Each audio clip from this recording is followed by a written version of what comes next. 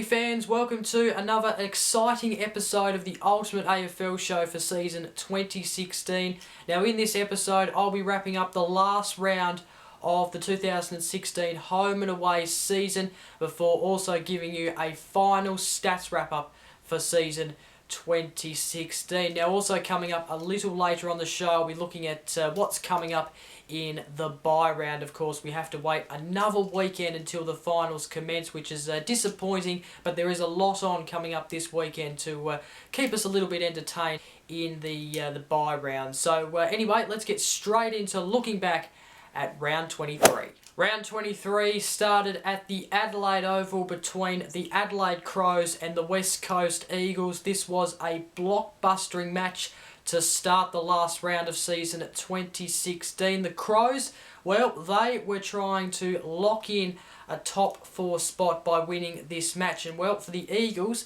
they were, I guess, trying to give themselves a little bit of a chance to get into that top 4. But if not, they were trying to lock in a home elimination final. They're coming off some good form, so they were travelling to Adelaide Oval with some great wins behind their belt. Of course, the last couple of weeks against the Giants and last week against the Hawks. So it was an interesting start. The Eagles had a 1 point lead at quarter time. It was a close start, but then things were able to open up a little bit in the Eagles' favour, and the Eagles were able to lead at half time very convincingly, 7-9 to 6-4. Well, not convincingly, but they had lost a few easy shots which they should have been able to put away. But things were looking good for the Eagles, and then they were able to keep the Crows goalless in the third quarter. It was 6-11 to the Eagles, 12-12. And then in the end, the Eagles were able to run away with the win and win by a good margin. The final score, the Crows 10-11-71, defeated by the West Coast Eagles 14-16, 100. And the goal kickers for the Eagles, Kennedy kicked 5, Darling and Lacrosse kicked 2 each, and then Cripps, Jetta, Hill, Giles and Hutchings kicked singles each. And then for the Crows, Ellis Yeoman and Douglas kicked 2 each. McGovern, Atkins, Crouch, Betts and Jacobs kicked singles each. In what was a poor game for the Crows, to be honest, they've been coming off some great wins against, I guess, some of the easy teams of the competition.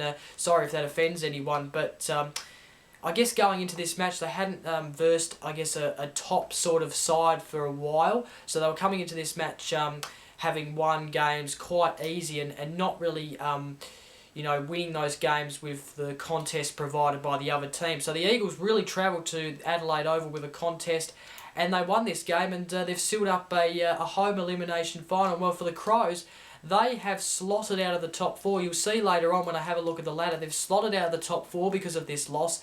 And, well, it's come down to the last round. The Crows, I guess you could say they choked a little bit in this last game, and they're not going to get a double chance. It's only 1 week at a time for them now, do or die. But I do want to mention a player for the West Coast Eagles who I was very impressed with, Barras. He was fantastic. He got the NAB Rising Star nominee for round 23. Good on him because he was fantastic in this game. So the West Coast Eagles, are they ripening at the right time? I tell you what, they've been good the last few weeks. I guess the last month has been fantastic. They've won a couple of games away from home as well. So are they ripening at the right time? If they are, then that's a good thing from a Eagles point of view. At Simmons Stadium on Saturday afternoon, Geelong was taking on Melbourne. This could have been a game that could have decided if Melbourne were going to play finals, but of course they lost last week against Carlton and basically ended those chances. Now this was Paul Roos' last game as coach. It's probably very unlikely now that he'll step back into the AFL frame and coach ever again. So this was his last game as coach, and it didn't really get off to the best of starts. Geelong, they led at quarter time pretty convincingly, 8-2 to 2-0, and it just went from there. Geelong just pounded Melbourne throughout the entire game, and it was a 111 point win to Geelong. How about that? How unreal is that to coach in your last game and have it be a flogging? It wouldn't be a good feeling, but the final score, Geelong 24-11, 155, defeated Melbourne 6-8.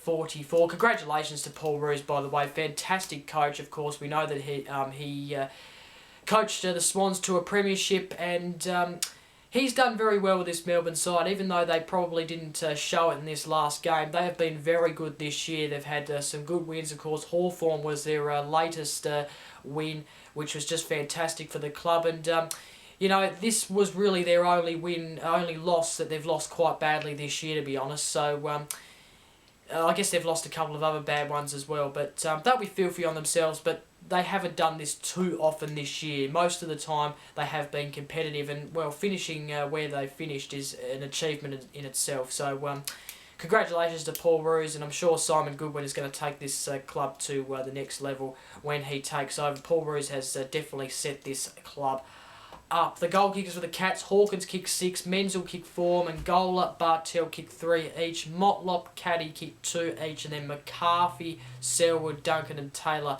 kicked singles each in this game. We then had the Melbourne goal kickers: Gala kicked 2, Vandenberg, Weedman, Brayshaw and Hogan kicked singles at Simmons Stadium in front of over 24,000 people. And you'll see when we have a look at the ladder that Geelong has wrapped up a double chance. They are in the top 4, and it's a good thing from a Cats point of view. Traditional rivals Essendon and Carlton met on a Saturday afternoon at 2:10 p.m. at the MCG, and we know that Essendon have had a pretty rough year. We know that they lost pretty much most of their team to suspension and so forth for the year, and we know that they've had to bring in top-up players, etc., but they have won 2 games coming into this game, and I guess not a lot of people expected them to win a game this year, so that's surprising in themselves for some people. But surprisingly, they were able to win this game against Carlton. Carlton, of course, got a fantastic win against Melbourne last week, but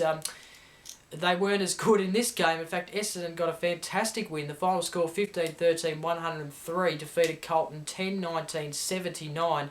Outstanding. They've won 3 games this season, the Bombers, and they've won their last game of the season. And the goal kickers for Essendon: Danaher kicked 5, McDonald, Tip and Woody kicked 4. How good has he been this year? I'm so glad that he's signed up to play next year, because he is an absolute star. And he's just showed it this year, and I reckon when this side gets all their players back, and when they, I guess, be more competitive next season, I think he is going to be a really big gun player.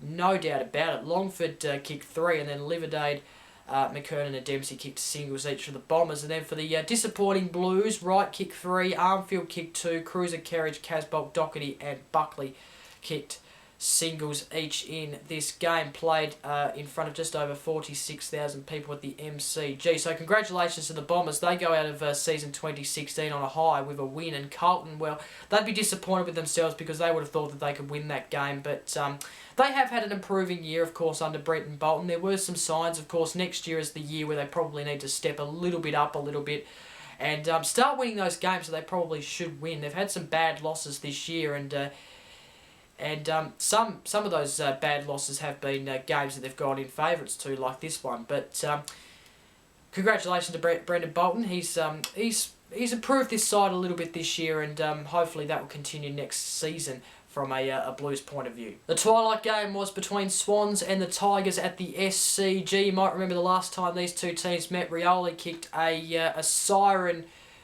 shot on goal to win the game for the Tigers, but this one was by far close. In fact, it was a very one-sided game, and the Tigers were very disappointing, like they have been this season. They only kicked 1 goal in the first half. They didn't even kick a goal in the first quarter, and they only kicked 1 goal in the first half to 6 behinds. It was 14-9 to 1-6 at half-time, the score.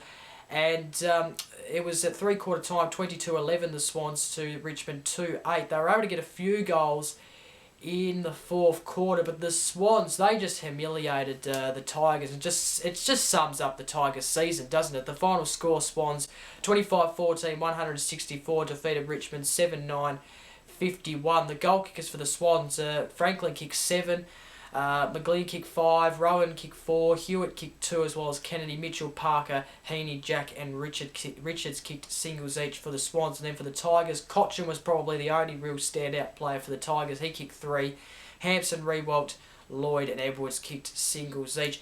I tell you what, I actually expected this, to be honest. Maybe not this kind of one-sided game, or how one-sided games have been when versing Richmond this season, but I did expect them to be out of the finals this year, but they have dropped to a real low point this season, and things have got to be reviewed in the pre-season. Next year, Hardwick is going to be going into 2017 really under pressure, because he has to prove that he's taking this club somewhere. They obviously are starting to get into a rebuild stage now, because this is just shocking losses like this are just are just not good. And he believes that this team can play finals next year. So, if he wants to stick by his words, then he's going to be very under pressure next year. So humiliating that was. The Swans, though, they are going into the finals in real good form. In fact, they have won the minor premiership for season 2016, as you'll see in the latter a bit later on. 2 Saturday night games, and one of them was at Metricon Stadium between the Suns and the Power.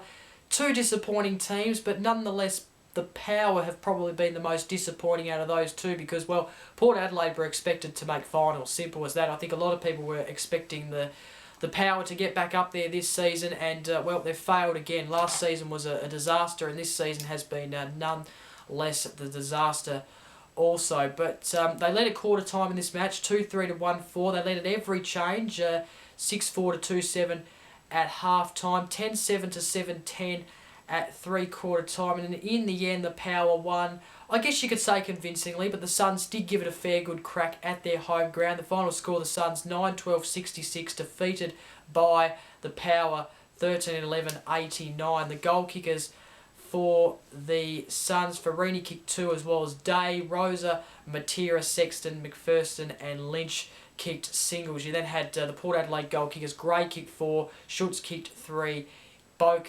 Young, S. Gray, Impey, Snelling and Ebert kicked singles each for the Power in front of just over 9,000 at Metricon Stadium. So the Power finish off season 2016 with a win, but they'd be disappointed with the season. I'm sure they would have themselves expected to make finals. I know Ken Hinkley would have been expected to make finals, and I think the pressure's on for him next season, to be quite honest, because they were playing finals a couple of years ago. Now they've just dropped out of the scheme a little bit, so I think next season they would be expected to make the finals 100%, and if you don't do that, then I guess you're gone. But just to talk about the Suns, they've no doubt had a disappointing year. They got flogged early on, and they were losing games by heavy margins. I think the second half of the season they've kind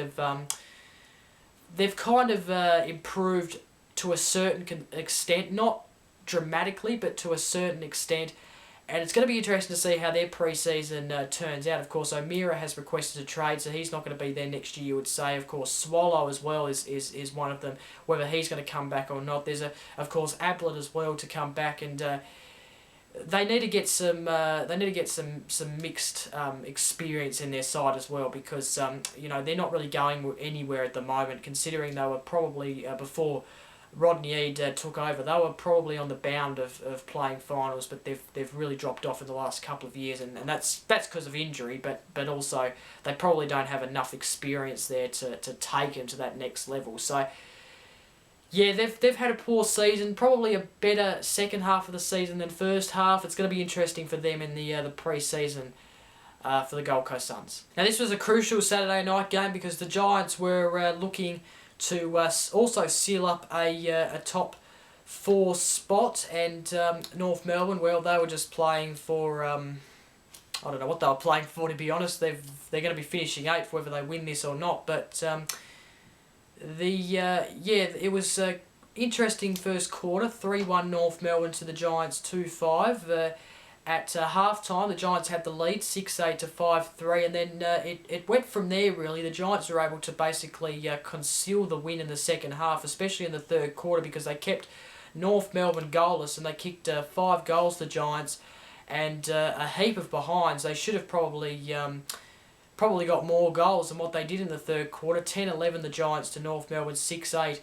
So North Melbourne were kept scoreless as well as goalless in the third quarter, and then in the end, the GWS Giants won pretty convincingly, to be honest. 14-16, 100, defeated North Melbourne 9-63. So I guess to be honest, I can't see them winning their first final. I think they're gonna bow out of the first week of the finals. I think as well, to make that even worse, I think you know, the controversy and the surrounds with the delistings has probably hurt their final chances.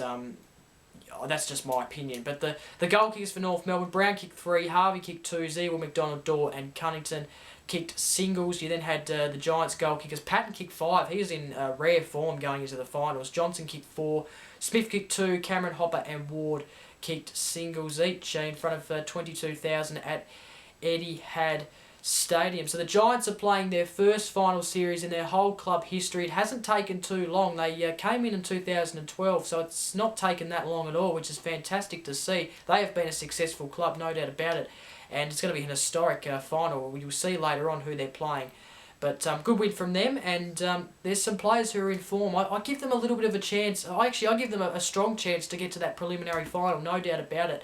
They could be the surprise team of 2016. Sunday there were 3 games, and the first was at Etihad Stadium between the Saints and the Lions. I didn't watch this game, to be honest. Really had no interest in this game because, well, these two teams are not playing finals, and I kind of expected the Saints to make it a bit of a one-sided affair. But to the Lions' credit, they were able to play some good football and take it up to the Saints. It was actually pretty high scoring. The final score was the Saints 25-11, 161, defeated the Lions 15-13, 103. It's not often you actually see these days two teams kick over 100 points in a game of AFL. That is quite high scoring, in my opinion. The goal kickers for St Kilda, Rewald, he had a standout day. 9 goals, fantastic from him. He's still, even though he's getting old now, but he's not showing it. He is in fantastic form, and next year he's giving up the captaincy, so he might be even better. But Loney kicked 3 as well as Bruce for the Saints. Wright, Memberbury kicked 2. You then had Nunes, Stephen, White, Gilbert, Geary and Armitage kicked singles for the Saints. You then had the Lions goal kickers. Walker kicked 2, Dawson, Matheson kicked 2 each. Rockcliffe also kicked 2. You then had Zorko, Rich, Hanley, Merritt, Keys and Bell. By the way, the Lions, they did end up sacking Justin Lepage on Monday, so he is now no longer the Brisbane Lions coach, and they are after a new coach. I've said this, I think I said this a few weeks ago, that I think they should be investing in an experienced coach to take them through the short term, but also plan for the long term, and then maybe do a transition over. I don't know, they probably won't do that. It's similar to Melbourne, but obviously we're yet to find out if that's actually going to work, because obviously we haven't seen Simon Goodwin in action yet as a coach, but I'd say it would probably work, but I think they should consider it. But I highly doubt Brett Ratton. I know that he's been labelled the favourite. Actually, I heard today that Fagan is also in the mix as well. I'd highly doubt that Brett Ratton will coach them, though, to be honest. I don't think he's interested in coaching. I don't think he's interested in moving out of Melbourne, so I highly doubt that's going to happen. You never know, it might. There's some other range. There's some other chances as well, and some other people who have been suggested. Too many names to name, but they really need to take a lot of time to look at who they're going to appoint, because Michael Voss, they probably shouldn't have sacked him, but he got sacked, and then they brought in Justin Lepage, and now he's got sacked. So a lot of work needs to go on into picking a new coach from a Lions point of view. The second last game of season 2016 was at the MCG, the home of footy, between Hawthorn and Collingwood. This was a very close game. It was Collingwood at quarter time, 4-2 to 2-4. They led at half time, 9-6 to 7-7, but then the Hawks took the lead in the third quarter and had the three-quarter time lead, 13-8 to 11-8. They had the lead by 2 goals. This game went right down to the wire. Fitzpatrick kicked an absolute cracker in this game, and Hawks were able to win by a point. It was a cracking game of football, a fantastic way to end the home and away season, and from a Collingwood point of view, they would be absolutely gutted with this loss. The final score: Hawks 17-10, 112, defeated Collingwood 17-9, 111. Hawthorn will go into the finals with a double chance. And the goal kickers for the Hawks: Bruce, Rioli kicked 3 each, Hartung, Burgoyne, Fitzpatrick kicked 2 each, and then Gunston, Palopolo, Hodge, Lewis and Sicily kicked singles each in this game for the Hawks. The goal kickers for Collingwood: Crocker kicked 3, DeGoey, White, Greenwood, Blair, Treloar and Cloak kicked 2 each, and then Golsat and Grundy kicked singles each. That was a game played in front of nearly 53,000 people. Cloak, by the way, he's requested a trade. Most likely looking at either going to the Western Bulldogs or Richmond. That's the rumours. But yeah, like I said, Collingwood will be gutted with that loss. But there's some signs for the Pies next season, and well for the Hawks. A lot of people are doubting them now after their last 4 weeks of games. I'm not doubting them, but yeah, it'll be an interesting game coming up against Geelong in their first final in a couple of weeks. And then the final game, this was a low-scoring scrap, but Freo were able to win it for Pav, and the final score was 10-9-69, defeated the Western Bulldogs 6-13-49. The goal kickers for Freo, Walters kicked 2, Neil, Pearce, Hill, Mundy, De Boer, Pavlich, Abernas and Yarra kicked singles each, while for the Dogs you had Dixon kick 3, Smith kicked 2 and Dalehouse kicked a single. Pavlich, congratulations to you, fantastic career, and all the best for what you do from here on in. Okay, let's wrap up the stats winners for season 2016. I'll start with the leading goal kickers. Josh Kennedy has won the Coleman medal. He has won it on 80 goals. Franklin has been able to claim second on 74. You had Betts on third with 71. Tom Lynch in fourth on 66. And then Josh Jenkins rounds out the top 5 on 60. The leading disposals, Lachie Neale, incredible year. He's been fantastic, and he has won the leading disposals on 737. Dangerfield couldn't catch him. He's second on 688. He's actually level with Dan Handlebury on the same disposals. Martin's got 684 disposals this year. He's fourth, and then Treloar is on 673 in fifth. The leading marks, Riewoldt has led the marks for some time now, and he has won the leading marks on 222. Sam Doherty in second on 173. In third, Heath Shaw on 172. Fourth is Alex Rance on 155. And then rounding out the top 5 is Tom Lynch on 153. And then finally, the leading tackles. Matt Prittis has won the leading tackles on 180. Andrew Swallow on 158 in second. Rory Sloane on 151 in third. Jack Viney from Melbourne in fourth on 148. And then Ed Curnow just one tackle behind him on 147 in fifth. So congratulations to Josh Kennedy, Lachie Neale, Nick Riewoldt and Matt Prittis. Of course, I'm sure that Josh Kennedy will receive his Coleman medal shortly. And it's been a great year for Josh Kennedy, as well as all those other leading stats leaders, and of course all the people in the top 5 as well. Congratulations to them. And then finally, the final ladder of the 2016 home and away season. The Swans have claimed the minor premiership for season 2016. Geelong, they have claimed second spot. Hawks have been able to claim third spot, and then the Giants, well, they are fourth.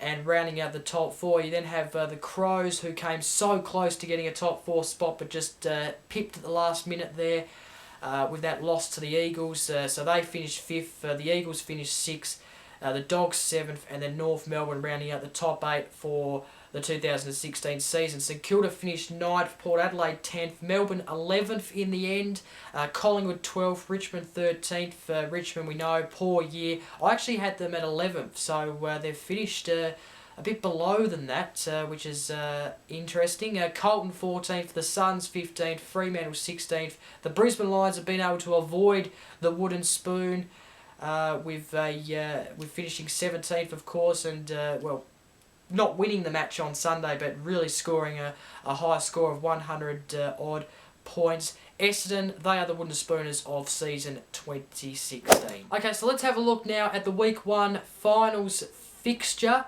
and I will be looking at these games in more depth and in more detail on next week's show of the Ultimate AFL Show. But just to have a quick look, it will all start on Thursday night, as we expected. It will be between the Eagles and the Dogs at Domain Stadium. Friday night, it is going to be a ripper, this one. Geelong and Hawthorn, traditional rivals, or been rivals for a long time now. That's the Friday night game. It's a qualifying final, so the winner will get a free pass straight into the preliminary final. Saturday afternoon is an historic qualifying final matchup between the two Sydney teams, the Sydney Swans and the GWS Giants at ANZ Stadium. And then Saturday night, it is the last elimination final of week 1, and that is the Crows and North Melbourne. That one at Adelaide Oval on the Saturday night, Saturday the 10th. So, as I mentioned, I'll have a look at those games in more detail next week. Okay, time now to have a look at what's coming up in the bye round. Of course, we know that the finals don't start until the weekend after this one. However, there is some things on this week to keep us entertained. And I'll start with the All-Australian Awards night on Thursday night, Thursday the 1st of September. It's at the Melbourne Exhibition Centre, and it will be live on Fox Footy from 8:30 p.m. Let's just go through the listed 40-man squad for this side. Of course, it will be cut down to 22 at of course Thursday night's All-Australian Awards. So the Crows, from the Crows we have Eddie Betts, Josh Jenkins, Rory Lade, Tom Lynch, Rory Sloane and Daniel Talia. From from Carlton we have Sam Doherty and Cade Simpson. From Collingwood we have Scott Pendlebury and Adam Treloar. From Fremantle we have Lockie Neal. From Geelong we have, of course, Patrick Dangerfield, Corey Enright and Joel Selwood. From the Gold Coast Suns we have Tom Lynch. From the Giants we have Stephen Congilio, Toby Green, Tom Scully, Heath Shaw and Callan Ward. From the Hawks we have Gunston, Sam Mitchell and Cyril Rioli. From Melbourne we have Max Gawn. From North Melbourne we have Robbie Tarrant. From Port Adelaide we have Jasper Pittard. From Richmond we have Dustin Martin and Alex Rance. From St Kilda we have Jack Stephen. From the Swans we have Lance Franklin, Dan Handlebury, Josh Kennedy, Luke Parker and Dan Rampy. From the Eagles we have Andrew Gaff, Josh Kennedy, Jeremy McGovern and Luke Shuey. And then finally from the Western Bulldogs we have Matthew Boyd and Marcus Bontempelli. Friday night at Etihad Stadium starting at 7:50 p.m. we have the EJ Whitten Legends Game. It is an annual event featuring some of the best retired AFL footballers, and this year it is going to be an absolute ripper. I think this is actually one of the best lineups we've had. Of course, the last few seasons has been very entertaining, but this year there's some rippers, and I'll just read out a few. We've got Jonathan Brown coaching the Victorian team. We have Matthew Richardson, Jonathan Brown captaining the Victorian team. Tim Watson is coaching the Victorian team. We have the All-Stars. Matthew Richardson is captaining the All-Stars. And then some of the other names include Brad Johnson for Victoria, Campbell Brown, Dermot Brereton, Kuda Feeties, Ben Johnson. You then have Tarrant as well, Scotland.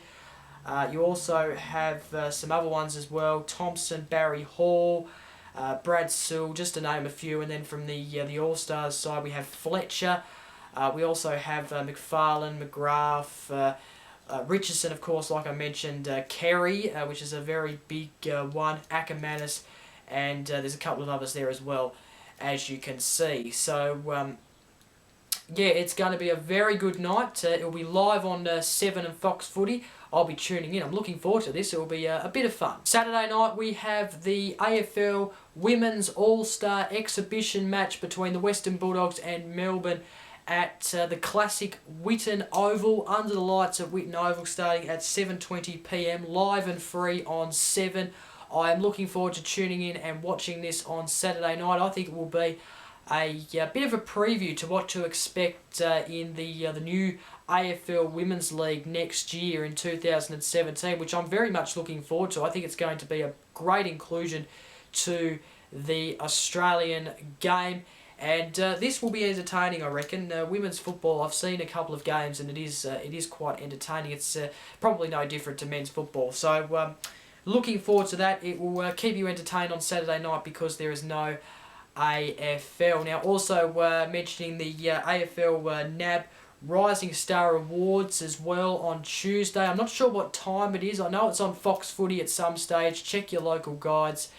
I'm not sure when it's on, but I know that the Rising Star Award winner will be announced on Tuesday. I'm hoping that Caleb Daniel gets it. I think he has been a fantastic player, a fantastic rising star in the AFL this year. Of course, we know that Callum Mills is one of the other ones. Darcy Parish, there's Jacob Wittering as well, and there's also Petraka and a couple of others as well who has been nominated. So, So yeah, that's going to be an interesting announcement on Tuesday. So look forward to that. And that is it for this episode of the Ultimate AFL Show. Thank you very much for tuning in, clicking in and watching. Don't forget to like, comment and share this video. Don't forget to subscribe for all the other content I do. And I'll be back with another episode of this show next week.